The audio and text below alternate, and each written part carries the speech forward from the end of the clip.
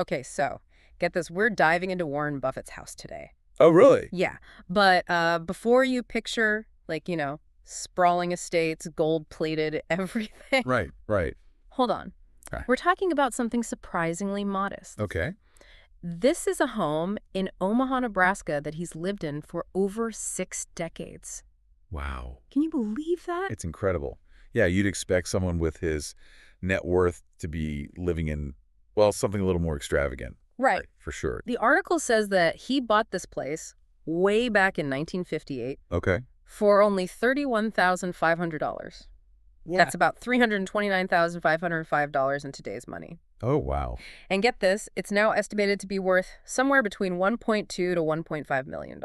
And that right there, that just goes to show you about his investment philosophy. Yeah. Even when it comes to his own home. Right. This wasn't about like flipping real estate or trying to make a quick buck. Yeah. He bought something that had really good value, something that appreciated over time, met a core need, a place to just put down some roots. Yeah. It's like he used his buy and hold strategy, but for his life. Exactly.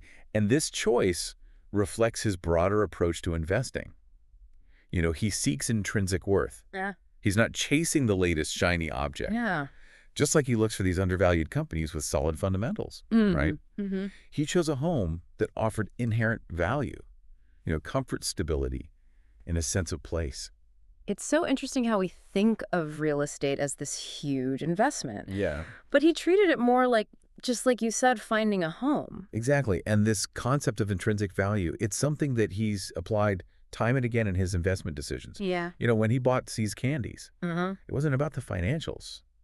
He recognized the power behind their brand, their loyalty, and the emotional connection people had with their chocolates. Oh, wow. He saw beyond the balance sheet and into the heart of the business and understood its true lasting value. Wow, I never thought of it that way. So he really does look for the things that truly matter in the long run, whether it's a company or a home. Exactly. And that's a powerful lesson for all of us, isn't it? Mm-hmm. Looking beyond the superficial, beyond the hype, just to find what holds genuine lasting value. So we've established that it's not some massive mansion or anything. Right. But I'm still kind of curious, what's it actually like inside Warren Buffett's house? Yeah. Like, what does a home that embodies intrinsic value actually look and feel like? Well, the article gives us a little bit of a peek inside. Okay. And it's not about the square footage or, how many bathrooms. Yeah. It's about the feeling you get when you're in a space. Yeah. Paint us a picture. What is it like? Imagine this.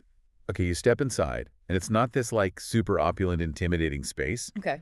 It's this really warm and comfortable atmosphere. Nice. Like a place that's been lived in and loved for decades. Yeah. It mentions that it's a U-shaped layout, Okay. about 6,570 square feet, Mm-hmm. with 5 bedrooms and 2.5 baths. Okay, so not tiny, No. but not outlandishly huge either. Right, it's a home that's designed for comfort and practicality, not to show off or anything. Right, exactly. And the design kind of reflects that too, right? It does. That blend of traditional architecture, Uh-huh. but with the vaulted ceilings and arched doorways, but also mixed with modern functionality. Yeah, it's both elegant and inviting. I can just picture him in there now, just relaxing in a cozy armchair by the fireplace, reading the Wall Street Journal with a cup of coffee. Oh, absolutely. Or maybe enjoying a bowl of his favorite cereal at his breakfast bar. That's right. He's a simple breakfast routine kind of guy. He is all about efficiency, even in his daily routines. No Michelin star chefs, whipping up elaborate meals at dawn. Exactly. And, that really speaks to that idea that his house is designed to facilitate his life, his values, not to impress anyone else, Right. It's a home that allows him to live, simply think clearly, and just focus on what matters most to him. It's funny, we're talking about a billionaire's house, Right. but it doesn't sound like some cold, impersonal show place. Yeah. It actually sounds kind of well homey. It does, doesn't it? And I think that speaks to a really important point. Okay. The article quotes Buffett as saying, I'm happy there. I'd move if I thought I'd be happier someplace else. It's such a simple statement. Yeah. But it's so profound coming from someone like him, Right. He could live anywhere in any kind of opulent extravagance if he wanted to, but he chooses to stay in this relatively modest home. Why? Yeah, I think it's because that house represents something that money can't buy. Okay. Contentment. Mm-hmm. In a world that's obsessed with more money, more possessions, more status, Yeah. he's found contentment in what he has. It's true. And that's incredibly rare, especially in the world of finance, Right, right. where there's this constant pressure to acquire, to accumulate, to kind of outdo everyone else. It's like he's saying, this is my home. This is where I'm happiest.